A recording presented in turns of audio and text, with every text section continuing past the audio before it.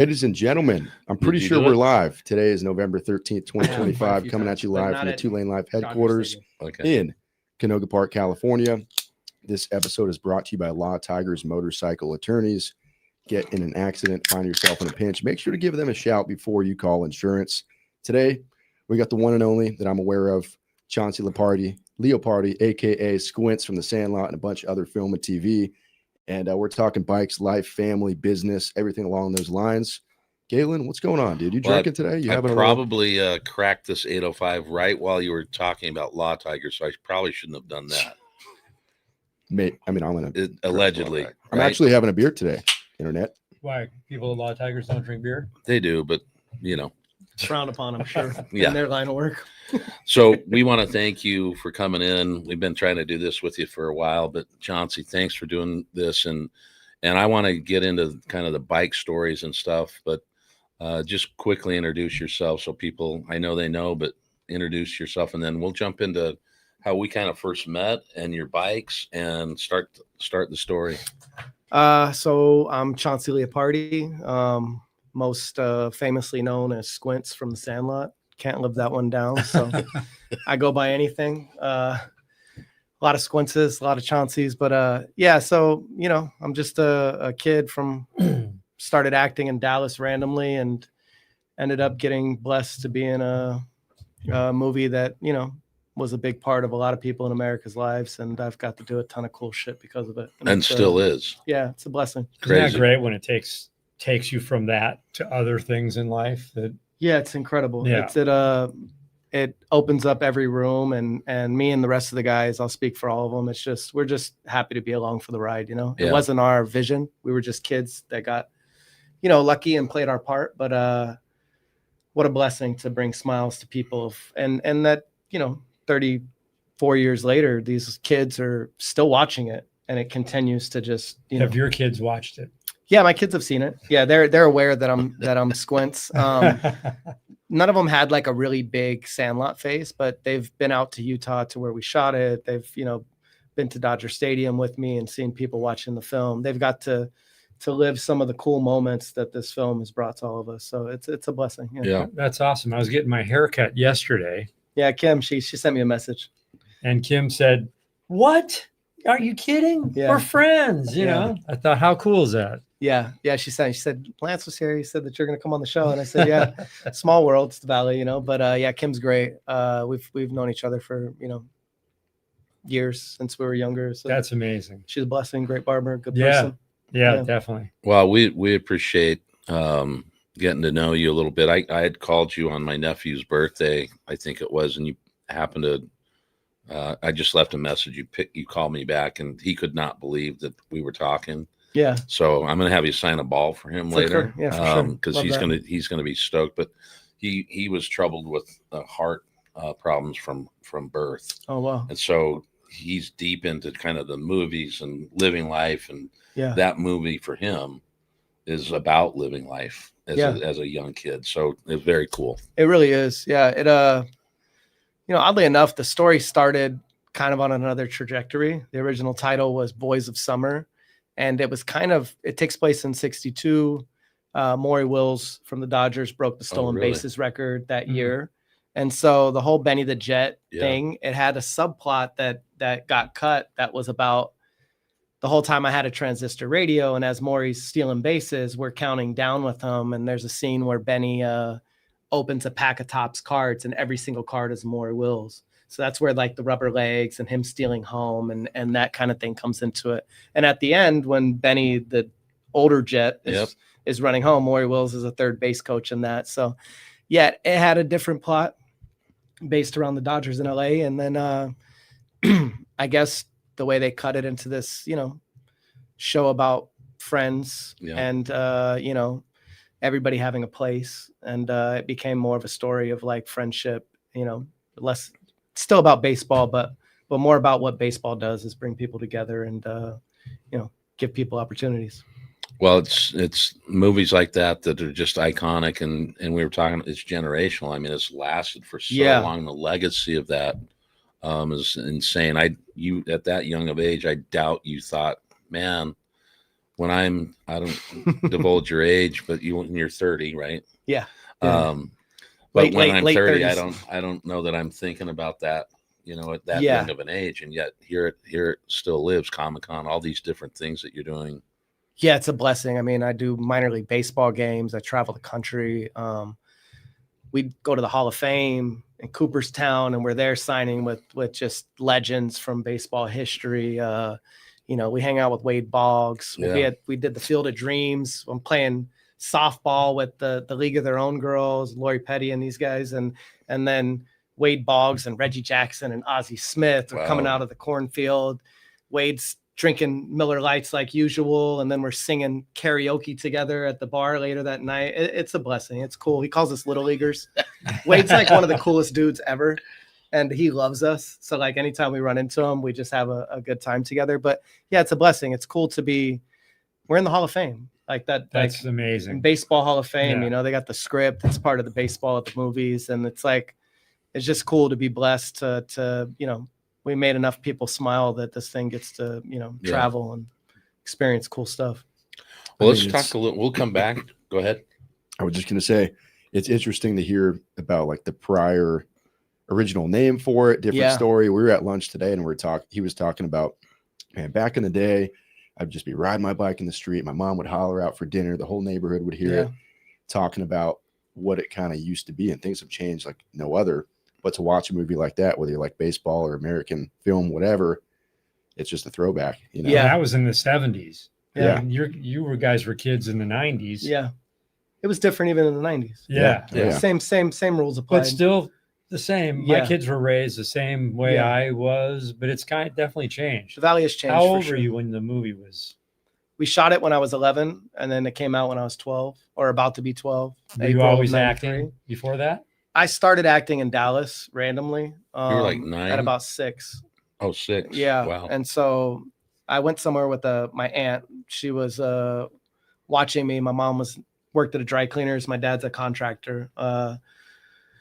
And I was tagging along with her and her daughter and my cousin to some agency in Dallas called Kim Dawson. She's like a talent agent in Dallas. And this was in the 80s, probably like 86. 87-ish probably, and they thought I was a cute kid running around in cowboy boots with hair down my back, and they were like, he's got a lot of energy, you should send him out on stuff. And they just kept bugging my mom, and eventually she took me on an audition for some national Hasbro toy commercial, and I booked it, and I kept booking things in that little market, in the southern regional market. I did a film and a few other commercials, and we met an agent from LA, and she was like, I think you guys should come out here for a summer or a pilot season.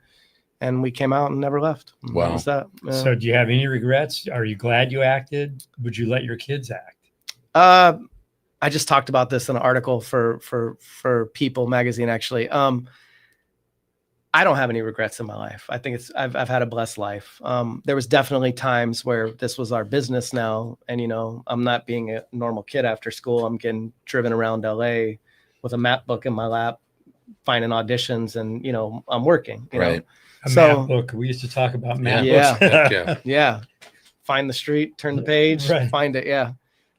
So, I tell people like I didn't have a normal education. I had education on set. Yep. And there, in a lot of ways, it's a blessing because I was around some uber talented people from all different walks of life: scripts, electricians, camera operators, it's a good producers. It's amazing. Yeah. And not only that, I say as a child, I was a peer to adults, and they had to hold space with me. I wasn't treated like a child because you're an actor. Right. So if you ask them a question, they answer, Right. So I kind of got an adult education from some very talented people, which has definitely shaped my life in a way that wouldn't have happened as a child normally.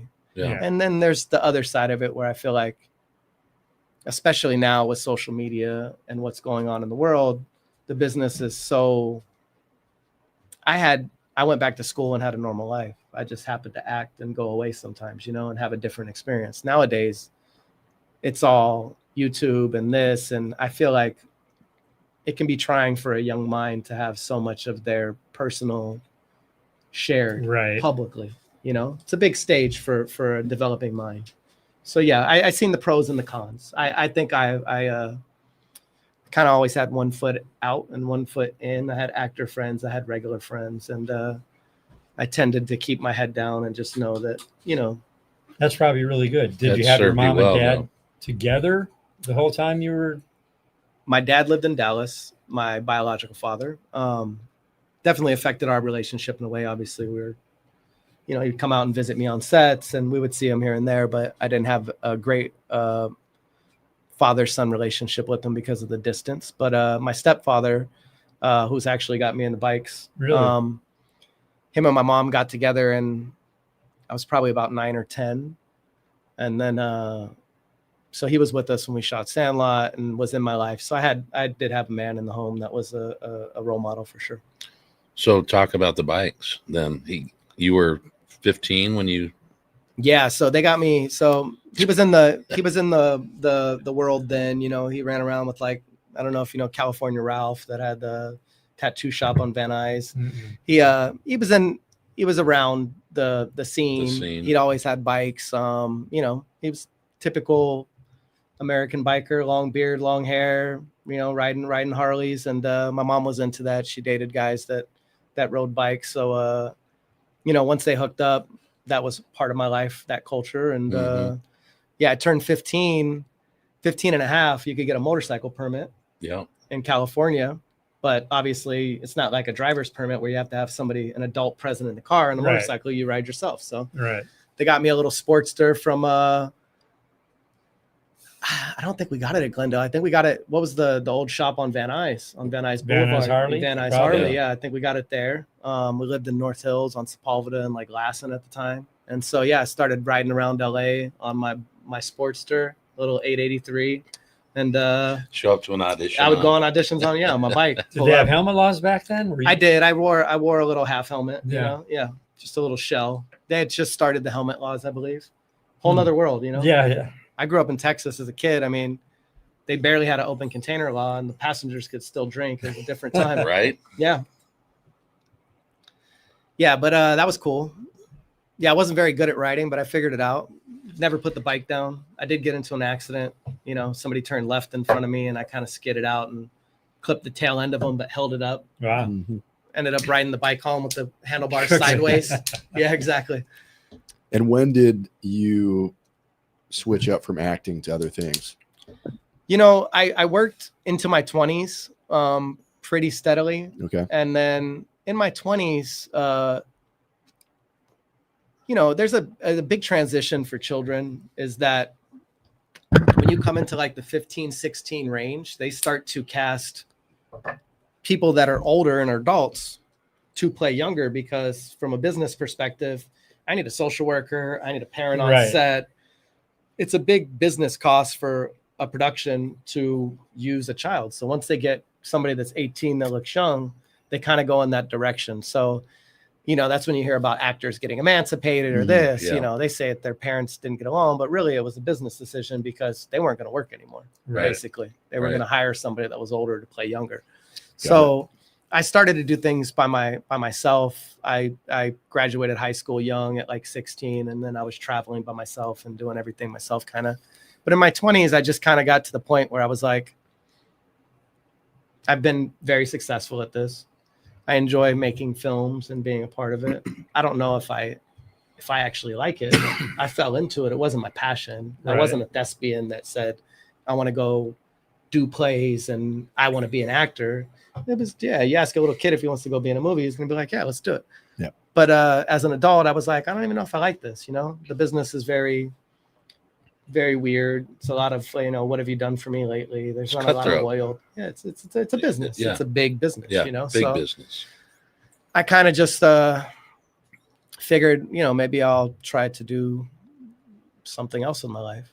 And then, I would still do things here and there. It kind of has always been, it pops back up in my life. Yeah. No matter what I try to do, it follows me for sure. So do you do anything now? Or is the phone ever ring saying, hey, you know what? it does. Yeah, I do. I did a video. I played Logic, the rapper, in one of his videos. The most random phone call ever. Yeah. Was like, I was at work. at my cultivation, and I'm sitting there on a water tank making a mix, and I get a phone call from somebody that books me for like baseball games and other, celebrity type of activities. And he's like, "We just got the weirdest call from Def Jam." And I was like, Def Jam. Okay. Yeah, exactly. Yeah. All It's right. like, how would you like to be in Let's hear Logic's it. next music video? And I said, yeah, I want to be in Logic's next music video. You ask a kid if you want to be in a movie. Yeah, You ask exactly. an adult if you want to be in a rap You'd be video. a rapper for a day? Why course. not? I was looking at pictures trying to find stuff for the thumbnail and whatnot. And Yeah. I didn't click on it, but there was a picture of you side by side with Logic. I'm like, yeah, okay. Yeah, they look similar. Yeah. Cool. But I didn't think anything of it, but that's I don't even know how it came about. There was a meme that went okay. kind of viral with him. And they said, you know what Squints grew up to be? And there was a picture of Bobby of Logic. Uh-huh. And so that kind of did really well on social. Oh, gotcha. Yeah. And so They had to tie it in. yeah, Chris D'Elia did a viral video of him imitating Eminem. And so I think the treatment came about based off of, well, let's get D'Elia to play Eminem and we'll get somebody to play Bobby. And, I thought I was just going to be in his video. I didn't know what it was. And then I got the treatment and I was like, oh, I'm not in his video. I'm being Bobby in his video. You know what I mean? You're being that was the cool. guy. Yeah. Yeah. So I got to be a rapper for the day. It worked out. Just check it off the list. Yeah, exactly. Yeah. Like side missions now, like Snoop Dogg, Right. you just go to the next thing. Right. So when I first met you, you rolled up on a snake venom street glide Mm-hmm. up in the parking lot over here at the old shop. Yeah. And what a beautiful bike. And then we got you all geared up, and Yeah. you've since gotten rid of that, but you still have your Dyna, right? Yeah, I still have my Dyna. I can't let the T Sport go. It's an original, and it's you don't find them. Nope. I got it off a guy that builds. He goes by the T Sport Horror on Instagram. His name's Pat. Old school San Francisco guy, and all he does is build T Sports. So it's all blacked out, original, Thunderheader. It's the bike, you know what I mean? It's Right. the one that all the club bikes are styled after. It's the real deal. So I can't let that one. No. Right. No, it'd be hard to find another one. Well, it's interesting because that is a fate thing. Like, we got to meet you. Yeah. And at first I'm like, I don't know. And then I realized, you're part of this iconic movie, and you've been an actor. So it's cool that we live in LA.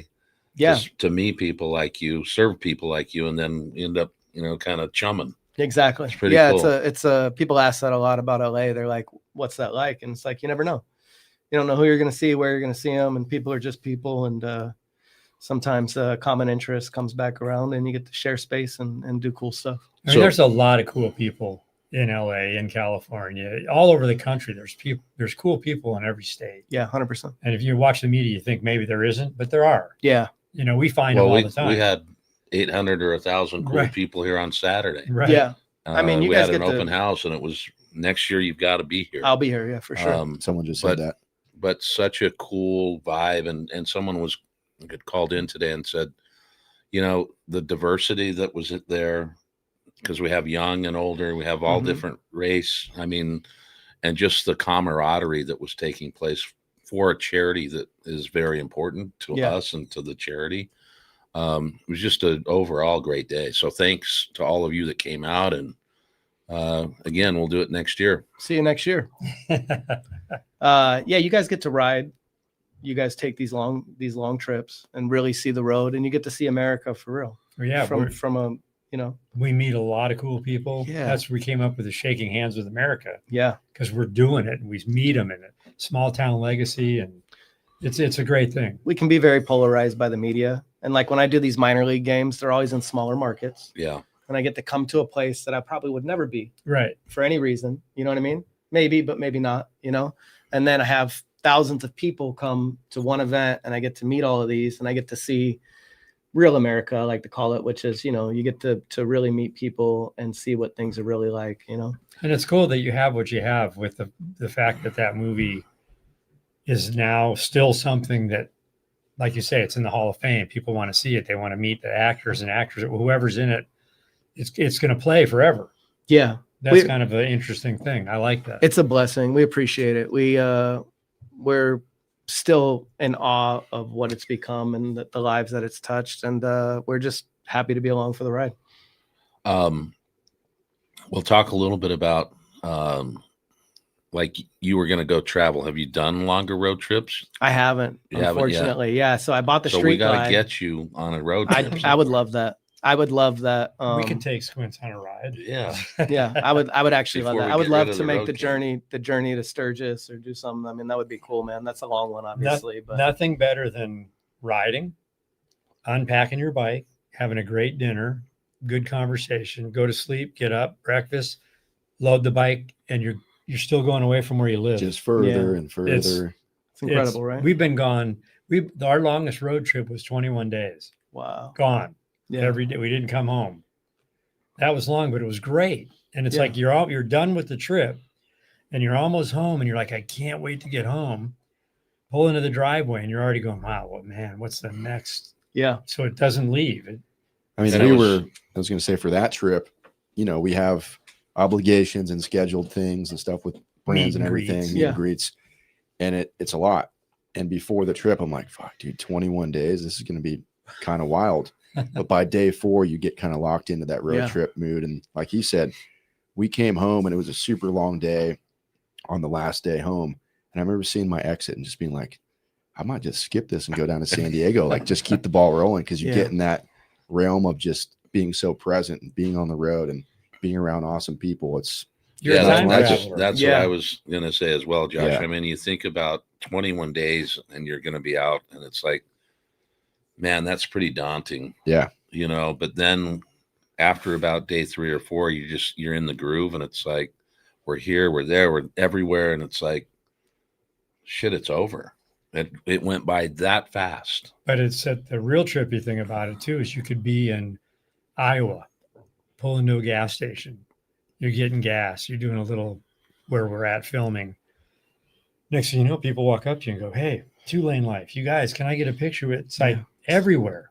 It's really cool because more people watch YouTube now. Yeah. It's just everything to watch. We're connected. It's challenged, as you said, especially for our youth with the social media. I mean, it's crazy what's going on out there, but we couldn't have the reach that we have without it. Oh, it's a gift and a curse. It is at the same time. It's crazy. You get to touch anybody instantly. Yeah. And then you have to, know how to control it and to teach the kids to use it as a tool. Right. You know what I mean? Create more, consume less, but it's a balance. And I don't want to go backwards. No. You know what I mean? Definitely not. Yeah. I definitely think that we're living in the best of times ever, I mean, you guys are out on the road. You get stuck somewhere. Somebody's going to come get you now. Hold on. Totally. We used to be able to smoke cigarettes on planes. You don't want to go. I'm kidding. Yeah. I mean, I get it. No, there's good people everywhere, and they want to talk. They want to share their story. They'll help you. They'll feed you. And they're way more open to it. Totally. I mean, you've been in bike culture for years, and obviously it was always a fringe culture. Yeah. And I think that people were always allured by the freedom.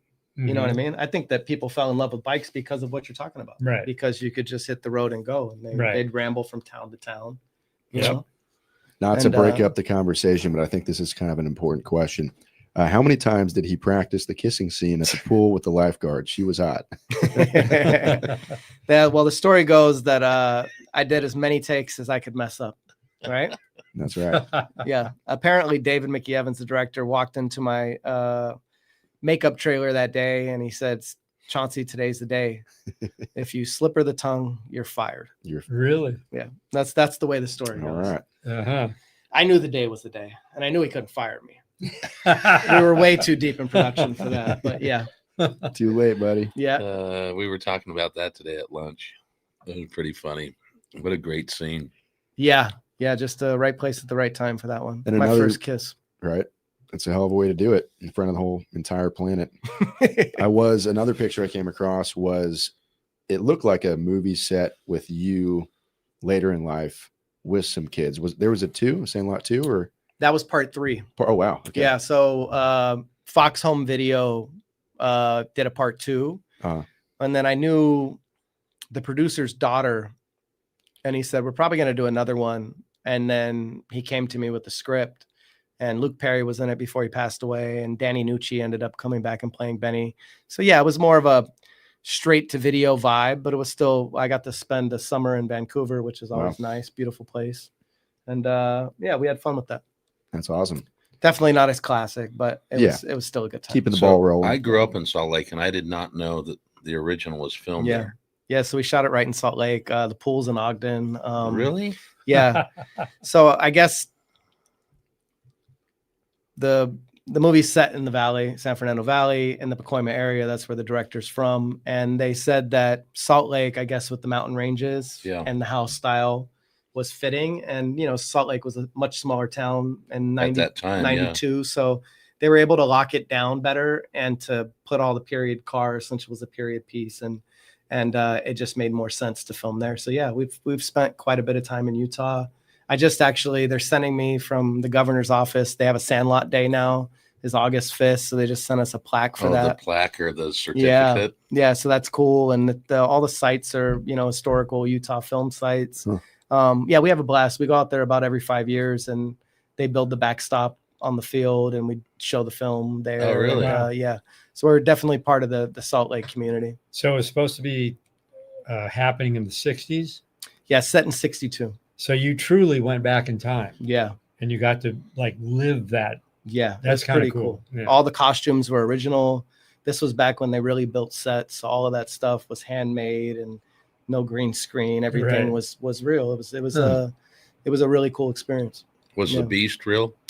We had 3 dogs, actually. So 3 real dogs, and then the big animatronic one, which was like a giant Muppet, Jim Henson type deal with people inside of it, moving it and making it drool. Yeah, I mean, it was a pretty big production. It was a studio film. Had about a $6 million budget in the 90s, which was decent. And we really went out there and, you know. So were you a baseball fan as a kid?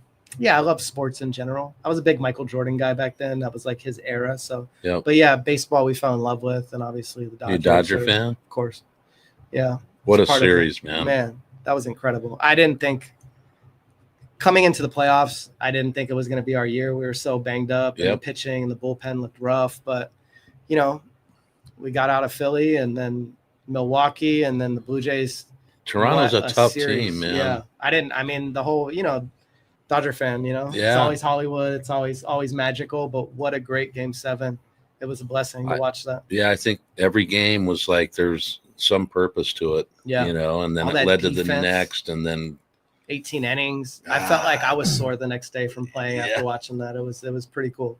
Yeah. So, you know, congrats to the Dodgers. So sorry to our Canadian contingency, but not sorry. They played amazing. Dodgers. They played amazing. Yeah, they had a great year. They did.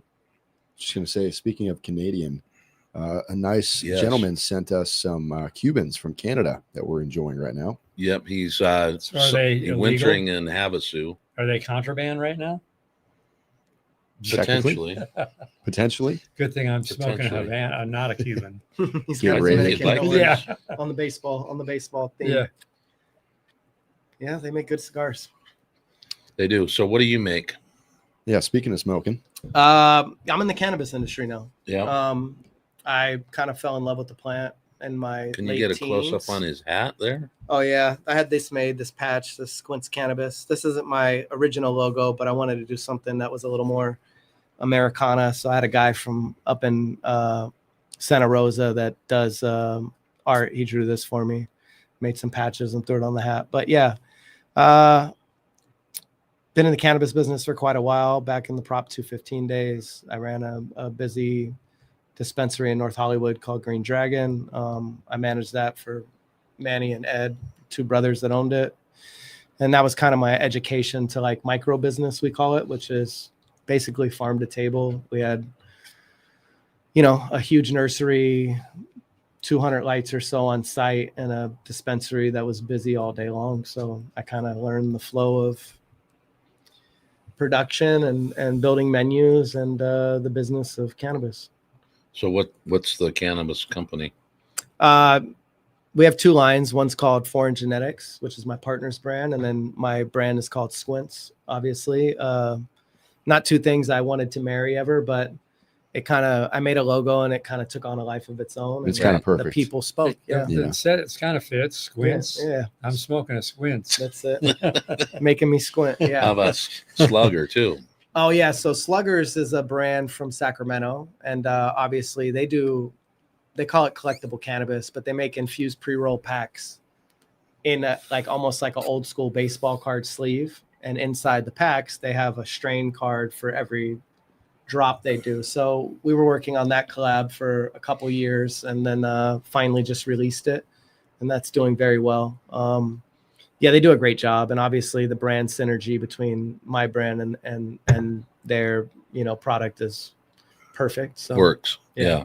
I love doing cool stuff, cool people. So where you were in Salt Lake City, and you have a few kids, did the Mormon stuff rub off on you, or what's Yeah, I have 5 total. My oldest is 23. I had her young. And then I have a 9, 7, 3, and 1. So yeah, I'm busy. So you're busy. Yeah, it's busy. You're busy. Yeah. My A son 1? has a 6 and a 9. And that's busy enough. It's busy. Yeah. It's a lot. But somebody's got to, put the people back on the planet to keep us going, right? There you go. That's what they say. We're in a population collapse. So They are. Yeah. They're saying said we're in trouble. So yeah. I did my part. Made some humans. Sure did. Tell my wife, what do you do? She said, I made people and I'm their leader. I made I'm their leader. I'm their leader. How long you been married? Me and my current wife have been married for 3.5 years now. Maybe 4. COVID was I feel like that couple year period was like 10. That was almost felt like a decade. Right. Oh yeah. So life changed so much through that. So everything feels like It's we've weird. known each other forever. Yeah. I mean, we didn't really stop doing, we started our channel when COVID started. Yeah. We never stopped. So if I sit here and I'm being honest with you, I'm like, it wasn't even a step other than an annoyance on the news and people being goofy. Yeah. I'd live my life. I did too. Yeah. Yeah. I mean, obviously a lot of people were affected, and I don't know that California has ever completely recovered. Right. Feels some semi-normal, but it definitely took its toll on the kids and that weren't in school. And just overall, I think people mentally, it was. Yeah. We met people in other states that were open for business and hanging out. Yeah. And they didn't understand what, like, I was still traveling a little bit, so I would see that, like, Tennessee wasn't the same as California, right, or New York or other places, right. Well, I don't know how we picked it, but that's exactly when we started the company. I don't know if we picked it. Then, we formed everything in January. We started getting ready in February, went out and filmed. And then all of a sudden in March, it's like, world's over. Yeah. And Just we're like, that. what are we going to do? And so we did, we'd pack a suitcase with a Coleman stove in it, went up into the mountains and just cooked lunch and with the girls. And then we're like, well, let's go to Utah, southern Utah. Let's jump in there. And the next morning, just fate happens. All of a sudden they opened up for business. So we're sitting having coffee and bacon and eggs, and people are going, what the hell is going on? And I think also with some of the other countries with their really, gnarly lockdowns, I think it helped because people were searching for content. Yeah. And they could see these 2 guys out there, Still running around. We had a guy say he had put in the winter, he put 10,000 miles on his couch watching us. Wow. So we had a guy saying, when I come down there, I'm definitely going to get some Squints. Yeah, come in. I got a shop on Mason and Roscoe right here in Winnetka in the San Fernando So you're Valley. local, real close. Yeah. We have a retail store there. It's called Squints Foreign, me and my partners, and come and see me. I'm there a lot. And Mickey on twos, thank you, brother. Mickey. Bada bing, bada boom. Where's you guys' favorite ride? I know Next you've been. one. Yeah, there you go. The next one. No, we have some great. I mean, we had a I hear Utah's amazing. Utah's is amazing. incredible. Southern Utah, Northern Arizona. I mean, we have trips that are stuck in our memories. I mean, we did some stuff in Navajo Nation that were life-changing events and fun. But I was going to say, during COVID, when we would travel through Navajo Nation, you'd walk into a gas station and there'd be someone waiting with a mask, an apron, gloves, and spray bottle and a rag. And you had to put your hands up, Wipe you down. Yeah.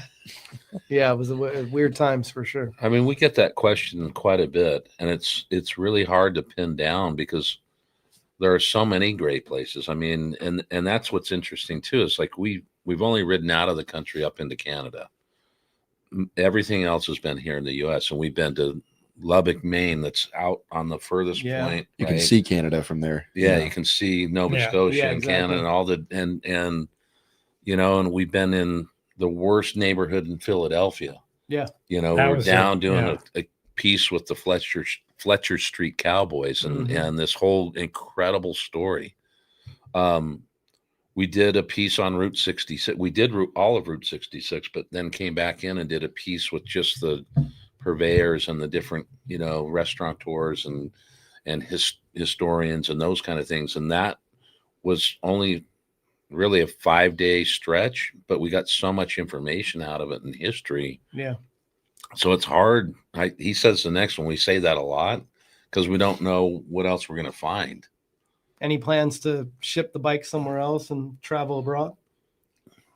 Sometimes it's easier to obtain rentals and whatnot. Oh yeah, for sure. It would be nice to be on your own bike sometimes, but to be able to fly with a helmet and some gear, hop on an Eagle Rider or something. Yeah, that'd be cool. It's funny you mentioned that. This episode is also brought to you by Eagle Rider Motorcycle Rentals and Tours. Don't forget to check out 2LaneLIVE.com under the Eagle Rider tab to see how you can book a trip, save some money, and have a good time while you're at it.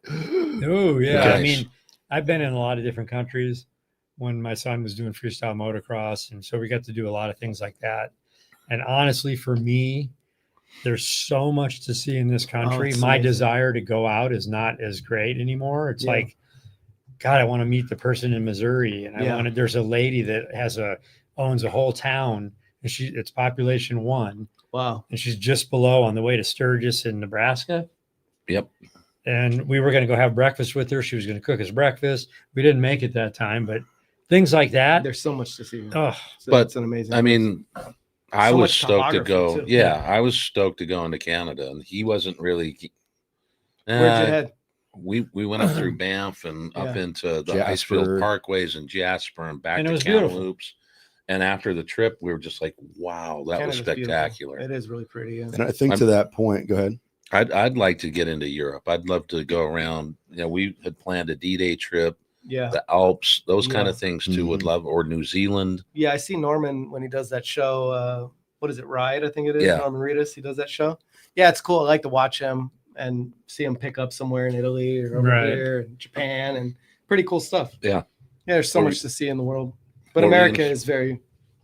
I was just going to say, you know, it would be so different answering that question if it was just based on the road and the scenery. Yeah. But the experiences that we've been able to have over the past 5.5 years, whether it's like he said on the Navajo Nation, learning about the culture, or meeting a single person in a town, or family-owned businesses in Route 66, it all kind of comes down to the people and the experiences that you have, not just the ride. And that's what makes it so difficult to kind of nail in an answer. You know, one of my favorite things is when we're in a small town and we're talking to people and we're like, "Hey, do you mind telling us your story?" And they're, "Oh, I don't like to talk. I'm shy. I don't the camera, this and that." And then we just pull out the camera and they start talking, and you're going, "This person's fantastic." Yeah. And now they're singing a song, you know, I mean, we did 2 trips this year on roads that we had not been on, and we're blown away. And they were here in California. Wow. We went up to 33 up into Hollister. And we also did the sequoias, the bottom or the giant sequoias, and roads that we had not been on. Yeah. And they were just magnificent. Yeah, I've been just like local. Up the coast. Yeah. California is such a beautiful place. Have you been to Lucia? Where's that at? Up just above Ragged Point. No. Oh, I mean, when we rode by, so cool. There's like probably a 10-unit cabin hotel right on the cliff, 1,000 feet down. But that was a hotel they used, or motel they used in the show Ratchet. Mm-hmm. I don't know if you. It was kind of like a One Flew Over the Cuckoo's Nest. Yeah. And that's what they use. And you're there and you go, wow, that's it. It's off the 1 or the 101? 1. Is that where the ring is? That big wooden ring that looks out past over that okay. a little bit. Then there's the town of Lucia.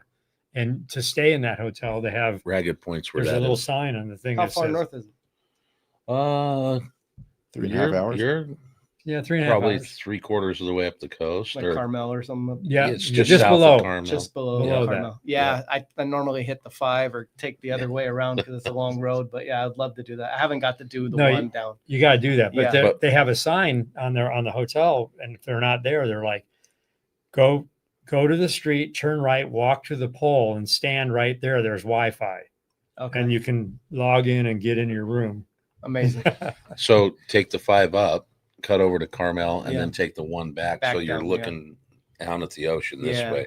Beautiful. Yeah, it's great. Yeah. Highway 1 is a pretty special place. Yeah. But again, there's just so many places to see, and we've probably logged, I don't know, in the 5 years, 250,000 miles, 300,000 miles. Yeah, I was telling my wife earlier, I was like, yeah, these guys ride, like get a new bike and put 80,000 miles on it. You know what I mean? And and every mile's been great. Yeah. It's a blessing. It's cool. It's a good life. Well, and the other side of it, and we've talked about this probably ad nauseum. We never expected this kind of stuff as when we first started. We were just trying to show people what we do. Yeah. And you too can go do this if you want. And then it became, now we're being recognized at places. And then it was like, now it's more of a, like the charity of choice, Stop the Void. It's the way we met that guy, and we've had a lot of fate in the channel. We were down at a Josie's Hideout for a veterans event. And he walked up to us and said, "You saved my life." Wow. We're like, "What?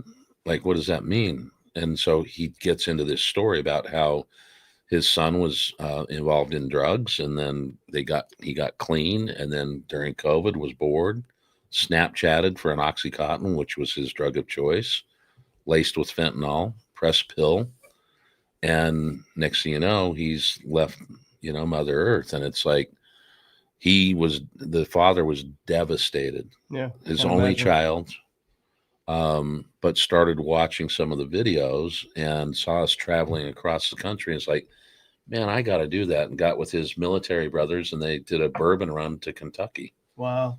And it brought him out of his shell because he saw what we were doing. He wanted to do it. Lost 40 pounds, started a foundation. And now they're about reform with legislation. They're about education. They're in the middle schools and the high schools. I mean, that was 5.5 years ago that he turns something tragic into something what is now beneficial.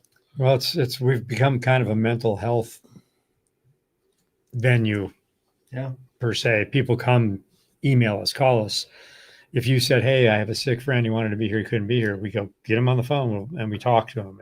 But it's interesting, like from riding bikes and just being guys riding bikes to having Harley say, "Come to the homecoming. We have posters. You're going to do a meet and greet. Get there, but stop at dealers along the way." And then when you're there and you're in the thing doing the meet and greet, and there's a line as far as you can see with people wanting to shake your hands, give you a hug, take a picture with you. Yeah. It's a trip. It is cool. But we're very humble, and people know that we're just them. We're guys like them. And yeah. But like even for you, it's got to be kind of trippy because there are child actors that have gone different directions, and after they're done, no longevity, and you don't look exactly like Squints anymore. No, I say it's like Clark Kent. Yeah. He goes in and takes the glasses off. I go in and I put them on, and I get to live a different life. My wife calls me Hannah Montana, and I get to throw them on and take them off and live kind of normal. No, it's a blessing. But I see, and you guys' route and road and what you do, there's a lot of common vibe in the Sandlot community and how we travel around and we meet people and they share their stories and we share ours. And it's a blessing because at the end of the day, we're humans and we're meant to share, and you guys are bringing something that, brings people together. And that's amazing. Well, it's you did your acting, you can act now, you have businesses, you have your family, and you can go somewhere and not be mobbed if you wanted. Yeah. Like Robert Patrick. Yeah. He's in so much stuff. Yeah, he can't go. Yeah. But he can go. He can go, yeah. He's just the guy that can go anywhere and do what he wants because he's not, even if someone saw him, he's, "Hey, how's it going?" But there's guys that can't. No, it's right. There's a lot of them like that. Well, and I like how you guys are, Robert, you guys like that they can live their life. It's a blessing. You get the benefit of the celebrityism, but you also get to be a normal person. Right. Because those are big shoes to fill when the fame gets too heavy, it gets weird, Yeah. And I mean, look at that one. For those listening on audio only, he said, I met you all at the Harley-Davidson homecoming this past summer. You made a message for my friend Chris, who has Down syndrome and got cancer. You gave him an inspirational message, and you signed a poster. So thank you. Thank you, Amazing. sir. Thank you. But what I'm saying is I think the way your life worked is a good way. It's great. I get the benefit of sharing with people and feeling like they know you. And you can be you. Comfortable with you, but you get to be yourself. Yeah, it can be heavy. Yeah. They even named if you look at the screen, they named their dogs after you. So I love that.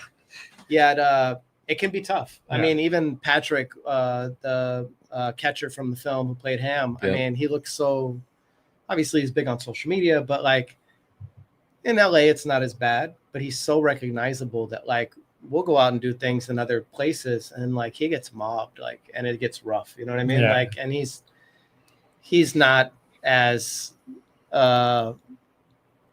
maybe aggressive as a person to where, you know, he'll run down the street with people chasing him or screaming out of cars type of deal because it can be overwhelming. You know what I mean? Yeah. And he wants to be cool and share with people, but you know, it's tough when, you know, people, you know, they want to have that human experience, but don't necessarily know how to control the excitement. In LA, everything's a little different, but it can be overwhelming. I mean, I wouldn't want to be Eminem shutting down a mall or watching his daughter graduate from inside the room because he can't go nowhere without it being about him. You know, it's a tough life. We've seen Michael Jackson. We've seen all the guys that have hit that level, and God bless them. That's a tough life. Yeah. Blessed, but tough, you know?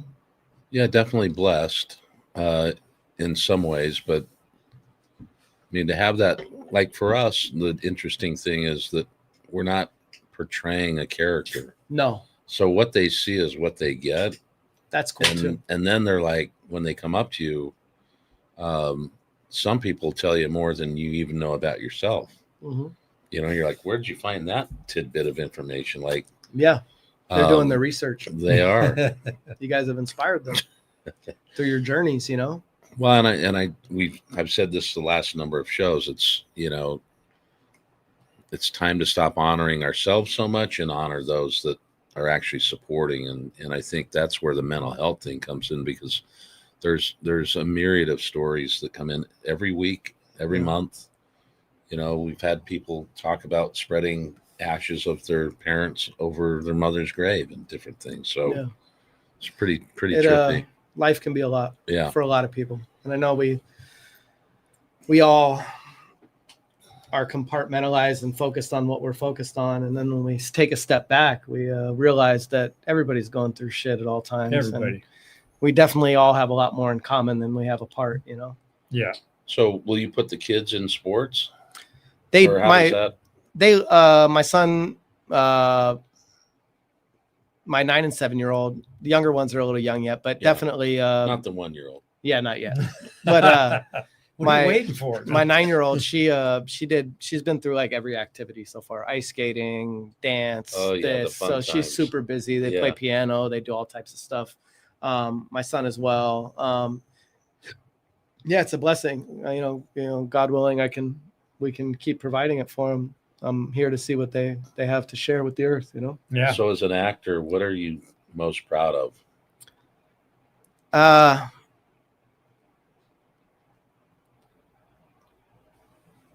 As an actor in that part of my life, I think I'm just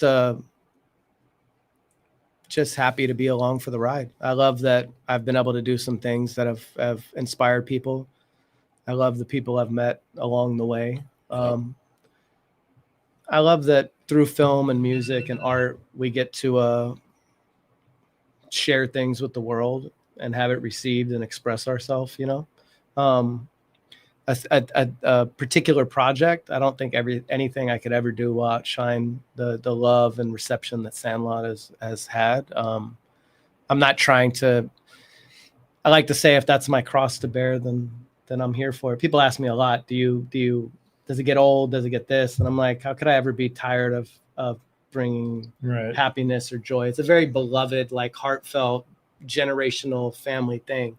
And I'm just happy to be a part in everybody's life and childhood, you know, and hear these stories and know that we somehow made them feel like they were a part of it. It's a blessing. They could watch your movie, or they could just talk to you, and then they can go home and actually play catch. Yeah. So they like that. You guys whole platform is to get people out on the road and living life. And I feel like Sandlot, the whole core meaning behind it and what we tell people when we go around is like, get off the phones, get outside, get in a little trouble, get just to play and experience life for real and have those human interactions, you know?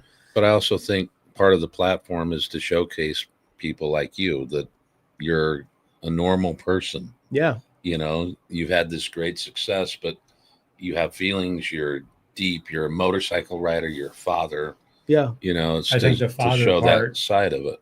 Yeah, we're human. Yeah. Yeah. So just like, that's interesting. Like that you brought that up, and it's funny that we were talking about that at lunch. What's that? About back in the day, kids playing. We played football, baseball, all in the street. And the parents just opened the door and yelled for you. And it watch was that fight. The bikes were laying on the people grass. there because the bikes were laying there. Yeah, exactly. Who was home in the neighborhood? I saw a little thing on Instagram. A bunch of bikes were laying there, and like 6 bikers on Harleys rode up and just put their bikes on the lawn, laid them down, and ran in. That's cool.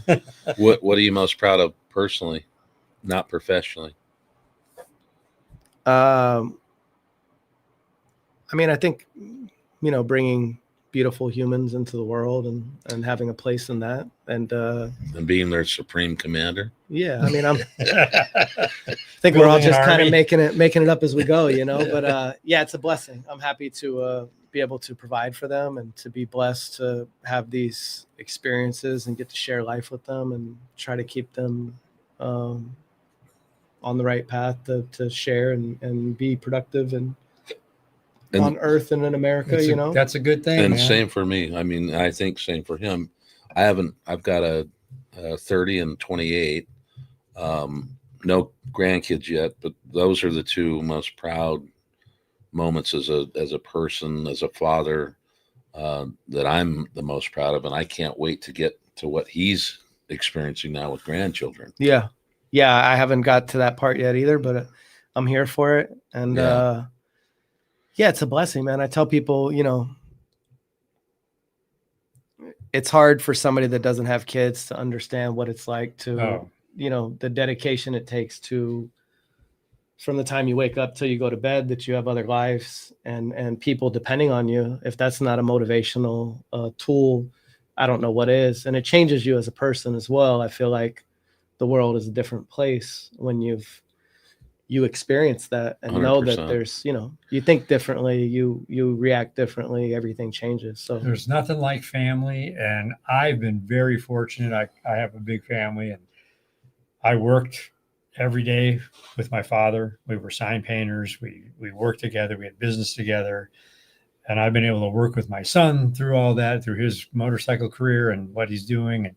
And now it's so weird to see a lot of my family still working. And he always brought up this point, and I just was living it, so I didn't see it. But when you hear it, at one point when Thrashin was here and we were here, and Lance's wife was here with the kids, their kids, and my mom was babysitting the kids here, and my dad was over in our warehouse.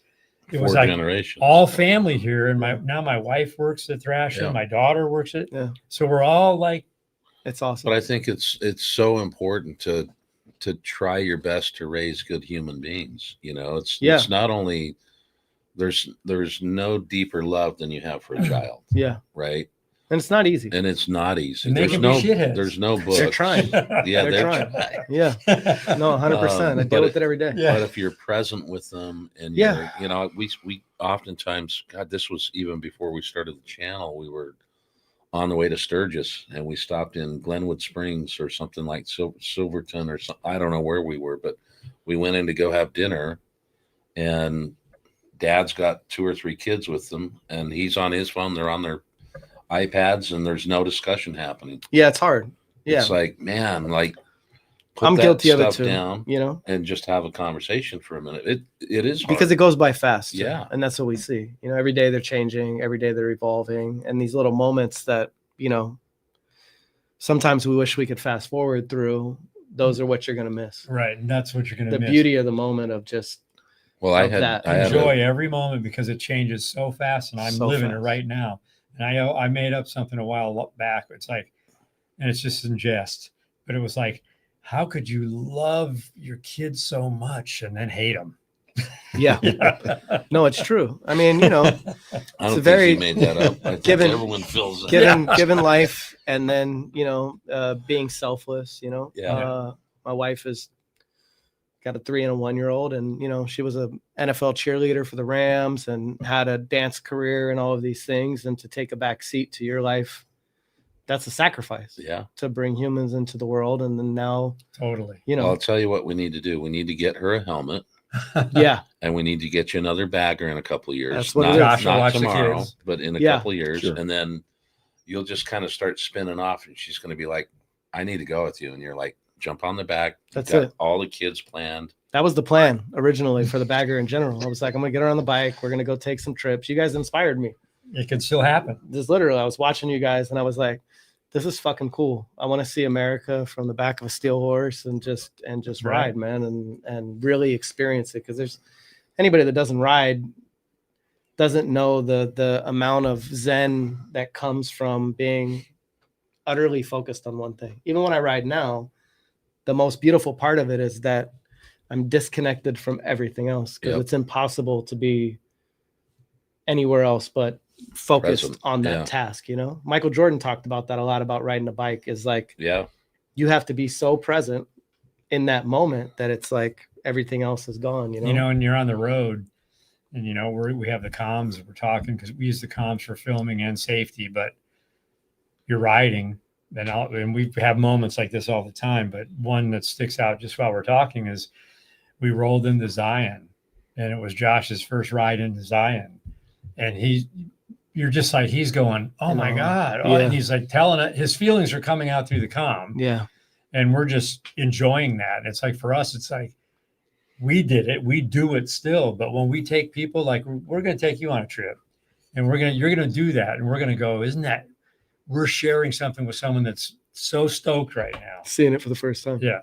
You know, and it's a And blessing. then you're sitting down at dinner and you're talking about it. Yeah. And then we look at each other and say, tomorrow's going to be better. Watch Yeah. this. And then it's like the next day, it's like, what? As you're riding through the rain or snow, but you know you're going to get through it. You know, the real cool thing is when we're all riding down the middle of the country and it's beautiful and sunny and we're just having a good time flying down the highway, and you're like, see that black up ahead there? Get ready, guys. What should we do? Should we get our gear on yet? No, keep going. Let's keep going. Pull over, get the gear on. It's sprinkling on us. And then we start going. And we literally have almost like this line on this desk right here: sun, waterfall. And you just go, ready, you're in it. That's it. Put up Jeff's again, Jeff Carr. Jeff Carr says that movie was me and my friends back at that time. It brings back a lot of great memories. That's Heck awesome. I yeah. love that. Buddy. That's what it's about. Yep. Right? Yeah. I mean, last night was my birthday and we watched Princess Happy Bride. birthday. Thank you. You don't, Yeah. but Princess Bride is great. what a great flick. Yeah, I do a Sandlot on Broadway event with some guys from Utah, from Salt Lake City. Actually, we go show the film and then we do a Q&A and stuff. And they do it with Princess Bride too. Oh, really? Carrie, yeah, it's cool. What a great film! But it's one of those iconic, Yeah. you know. Never gets old.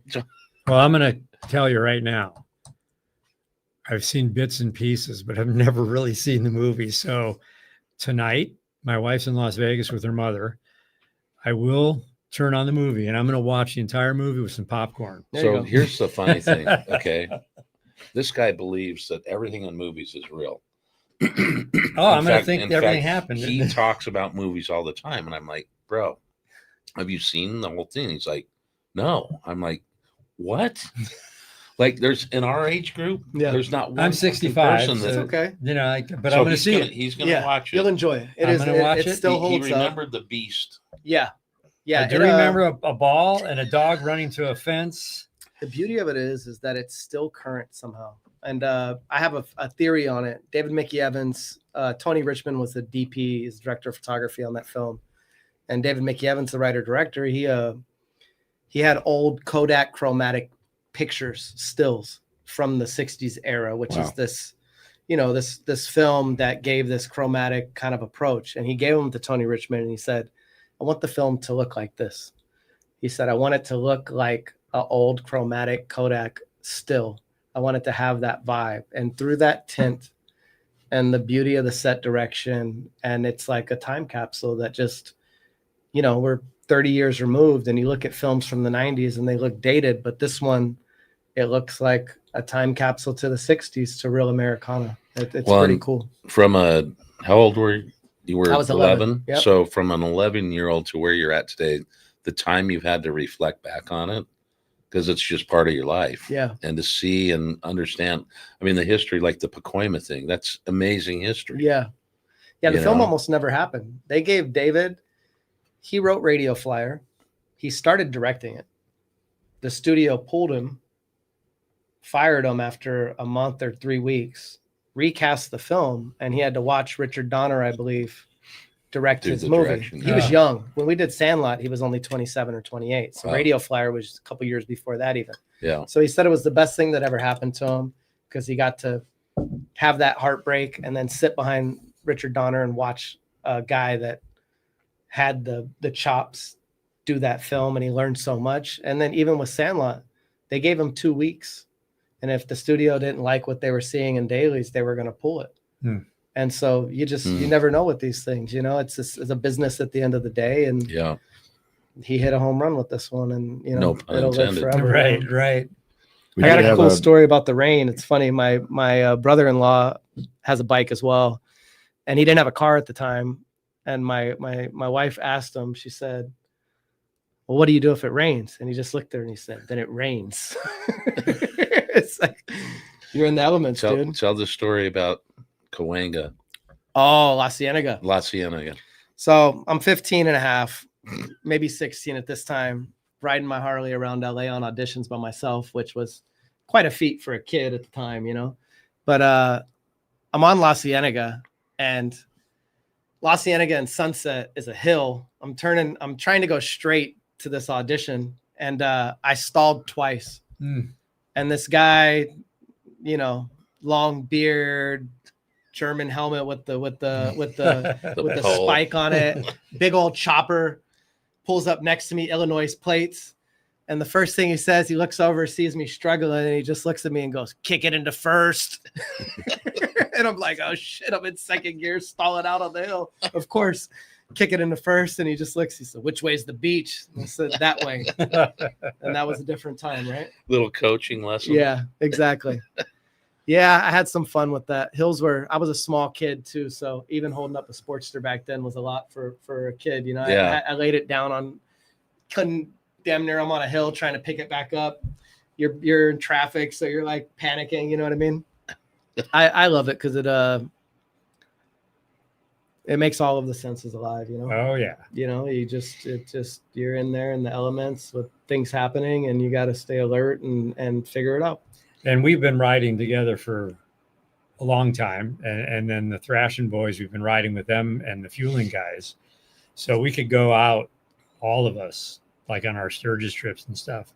And it turns into really harmony of we all know each other's moves, and we flow together, and you can just see a head move and know what's coming up. And that's pretty cool. Pretty fantastic. Harley commissioned the study, I think it was like 2019 or something, and they put, I think 75, right? It could be off on that, but they put brain caps on them, and they started measuring what was going on with that rider, and the endorphins and the synapse and the things, the heightened alert and awareness. Yeah. It just completely changes when you strap that helmet on and put a leg over it. All of a sudden, everything's like on. Yeah. And you're on. Yeah, we're very distracted in cars, obviously. Yeah. With technology now, everybody's, you know, distracted. It's on a bike, you don't have that liberty, you know. It's you know, bikes are dangerous. They can be. We know that, and things happen on the road, and you have to be prepared. It's defensive riding at its best, you know. Yeah, I don't know if you've ever ridden with comms. I have one, but I haven't got to ride with a pack of guys. Because when we ride, communicating. It's like, guys making a left up there. Yeah. Hey, watch out, car Safety pulling out. more So than it's like, anything. so you could be back and just, okay, no problem. Yeah. You know, it's you're now it's like a safety tool. Yeah, it is. But when you're filming, it also is a directing tool. Know what's up, and you know, It's really good. Technology's changing. Yeah, and we turn it into, we could go 8-hour days and not shut up, and we're talking. We have different languages, dialects, radio It shows. could be that would be a great podcast. I bet. What's said on the open road, How was the difference we riding publish that. riding the marketplace bikes to riding a brand new glide or something on a long ride like that? Oh, love the new bikes. Yeah. You know what's Big more difference, huh? exciting? Yeah. Like when my first Harley was a 86 FXR, and it was I like to say good components, poor assembly. Yeah. And when I'm taking it to work, I don't know if I'm getting there. If I'm going on a ride, I don't know if I'm coming home that night or like making it home with a running motor. And there's some excitement to that, but there's a high enjoyability factor of knowing you're going to get to where you're going on a brand new bike. And not to say old ones are not reliable, but on a limited time, not being able to make sure everything's tip top, you never know. Yeah. I mean, it was an experience. I'd only been on carb dirt bikes, so I'd never been on a Harley that was carbed. And there's just a whole different feel to it and the smell to it. Yeah. Like you get off and you can just smell the oil and gas, and I loved it. Yeah. And the bikes that we chose actually rode pretty damn well. That's and good. We didn't expect any different, but we just didn't know because they weren't our bikes. So we didn't really know much about them. Are they going to make it? We had a few issues, but we got them all fixed. And but it was I would do that again. And was a unique. We were camping, we did river rafting, this whole thing, and then we're on all these carbureted bikes. I'll camp all day if I get a nice tent and a nice pad. The ones I had sucked. Did they? Yeah, they were rough, huh? But when we got to Monument Valley and we went up into Hunts Mesa, they had these big canvas tents with these big thick pads we got to sleep on. Different experience. That was cool. I was like, yes, I feel like I'm at home now. You were naked, laying out on the. You could see ass cheeks everywhere. Yeah, I remember my stepdad. You never knew when you left the house if you were going to make it back on the bike still. Right back then, in the 80s and 90s, and you're riding bikes even back into the 60s. That was part of the deal, Yeah. Well, and we had a 58/6 pan with this every hard day, rigid every day. So. We were 2 or 3 times a day working on the bike. Oh, I bet. But you could work on it. Yeah. You could duct tape it. You could do what the new bikes, if something happens, you're calling a tow truck. And with our group, no one cares. Like we're not like, oh God, what? It's like we all band together. Let's work on the bike. And it was we're fun, off. for sure. It was part of the experience of it. Yeah, that's cool.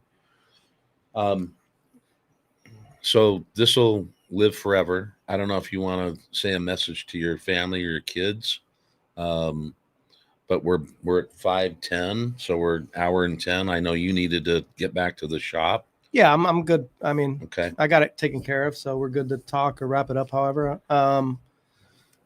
message to the kids and the family: I love you guys. You're my heart.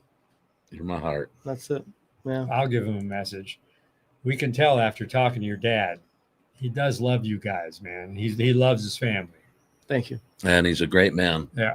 I appreciate and you. Thank you for jumping on the channel with us. I'm happy to be here. We might have to take him on a trip. Yeah, I would love to. I would love that. That would be a blessing. Yeah, I need to. Even if it's a short one, overnight current type of thing. Yeah. Just get out. I'm there for it. Yeah, it's good. It's good for the soul. So you could get away if that happens. Yeah, we can make it work. Yeah. You're locked in. That's it. I'm here for it. Yeah.